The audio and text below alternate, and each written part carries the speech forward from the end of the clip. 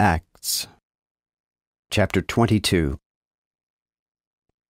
Ye men, brethren, and fathers, hear my defense now towards you. And when they heard that he spake in the Hebrew tongue to them, they kept the more silence. And he said, I am verily a man, which am a Jew, born in Tarsus in Cilicia, but brought up in this city at the feet of Gamaliel, and instructed according to the perfect manner of the law of the fathers, and was zealous toward God, as ye all are this day. And I persecuted this way unto the death, binding and delivering into prison both men and women, as also the chief priest doth bear me witness, and all the company of the elders, of whom also I received letters unto the brethren, and went to Damascus to bring them which were there bound unto Jerusalem, that they might be punished. And so it was, as I journeyed, and was come near unto Damascus about noon, that suddenly there shone from heaven a great light round about me. So I fell unto the earth, and heard a voice saying unto me, Saul, Saul, why persecutest thou me? Then I answered, Who art thou, Lord? And he said to me, I am Jesus of Nazareth, whom thou persecutest. Moreover, they that were with me saw indeed a light, and were afraid, but they heard not the voice of him that spake unto me. Then I said, What shall I do, Lord? And the Lord said unto me, Arise, and go into Damascus, and there it shall be told thee of all things which are appointed for thee to do. So when I could not see for the glory of that light, I was led by the hand of them that were with me, and came into Damascus. And one Ananias, a godly man, as pertaining to the law, having good report of all the Jews which dwelt there, came unto me, and stood, and said unto me, Brother Saul, receive thy sight.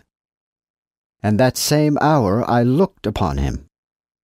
And he said, The God of our fathers hath appointed thee, that thou shouldest know his will, and shouldest see that just one, and shouldest hear the voice of his mouth. For thou shalt be his witness unto all men, of the things which thou hast seen and heard. Now therefore why tarriest thou? Arise, and be baptized, and wash away thy sins in calling on the name of the Lord.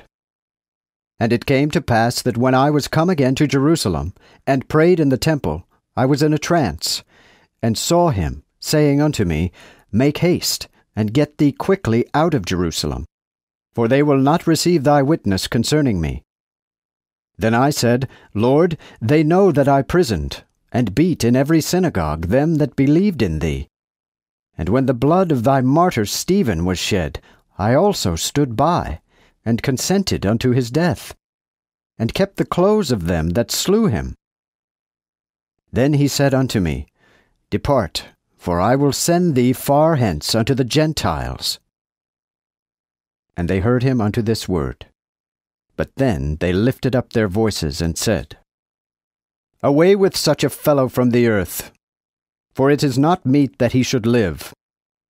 And as they cried and cast off their clothes, and threw dust into the air, the chief captain commanded him to be led into the castle, and bade that he should be scourged and examined, that he might know wherefore they cried so on him.